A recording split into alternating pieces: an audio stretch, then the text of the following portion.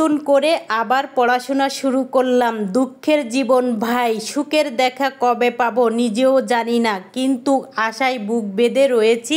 আসসালামু আলাইকুম, নতুন আরেকটি ভিডিওতে ওয়েলকাম। এই যে মামুনি রেডি হচ্ছে, তার আগে সকালে কিছু কাপড় চোপড় শুকা দিয়েছিলাম, রোদ উঠছিল, তাই বৃষ্টির দিনই কখন রোদ ওঠে কখন বৃষ্টি আসে বলা মুশকিল। তাই তো যাওয়ার আগে কাপড় চোপড়গুলো উঠিয়ে রেখে গেলাম। আর এই তো আমি রেডি হয়ে গেলাম আর ওদেরকে খাঁচার ভিতরে রেখে গেলাম। নতুন করে আবার মামনির সাথে পড়াশোনা শুরু করলাম। কেমন হবে বলেন তো, দুঃখের জীবন তো, তাই আবার নতুন করে সবকিছু শুরু করলাম। এই তো আজকে দাঁড়াই থাকতে হয় নাই, সাথে সাথে রিক্সা পেয়েছি আলহামদুলিল্লাহ। তারপরে সামনে এসে দেখি অনেক জ্যাম, রাস্তায় কাজ চলতেছে, তাই বাসার থেকে বেরোতে একটু লেট হয়ে গেছে। মামনির স্কুলের টাইমও শেষ হয়ে গেছে, তার 11টায় 5 থেকে স্কুল, আর এখন তো অনেক বেজে গিয়েছে। কি করার, এই তো তাকে স্কুলের সামনে নামাই দিয়ে তুই আমি বাজারে আসলাম কিছু বাজার করার জন্য। প্রয়োজনীয় বাজার করে বাসায় আসার সময় দেখি এই যে তিনি সাহেব বাইরে ছিল, তাকে এই তো ঘরে আনলাম। আমার সাথে কি কি বাজার করলাম সেইগুলোই এখন আপনাদের সাথে শেয়ার করি। তার আগে বলি, আমার ভিডিওটা যদি পেজ থেকে দেখেন পেজটাকে ফলো করবেন, আর ইউটিউব চ্যানেল থেকে দেখলে ইউটিউব চ্যানেলটাকে সাবস্ক্রাইব করে দিতে একদমই ভুলবেন না। যাই হোক, অনেক কথাই বলে ফেললাম, ভুল ত্রুটি হইলে প্লিজ ক্ষমার দৃষ্টিতে দেখবেন। আর এখানে এই যে 2টা একদম তাজা রুই মাছ আনিয়েছি, আর এই যে মায়া মাছ আনছি, নদীর গুড়া মাছ। এখন এই মাছগুলা কেটে নিব। তার আগে ধোয়ার কষ্ট একদম দূর হয়ে যাবে। এই যে বড় মাছ আনলে এরকম একটা তারের ছোবা দিয়ে সুন্দর করে আমি প্রথমে ডুলি একদম পরিষ্কার করি নেই, তাহলে ধুইতে একদম কষ্ট হয় না। আর এখন এই তো মাছগুলা সুন্দর করে আমি পিস করে কেটে নিচ্ছি।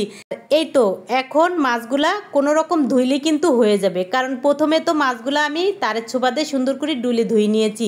এইভাবে করে দেখবেন একদম সহজ হবে। যাই হোক, এখানে এই যে কয় পিস আমি ফ্রিজে রাখবো সেই কয় পিস করে আমি পলিথিনে করে রেখে দিলাম এই তো ফ্রিজে।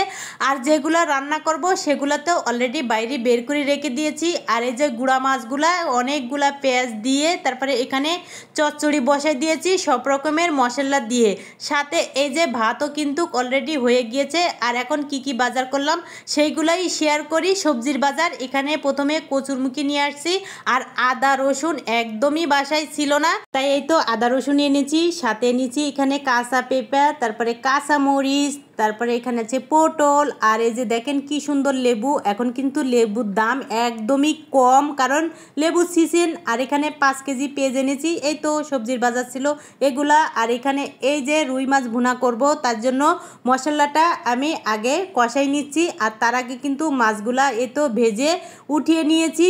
আর এই তো অফ ক্যামেরায় আমি পানি দিয়ে দিয়েছিলাম। এখন এই তো মাছ ভুনাটা হয়ে গেলে দুপুরের খাওয়া দাওয়া চলবে। এই তো গুঁড়া মাছ চচ্চড়ি আর রুই মাছ ভুনা।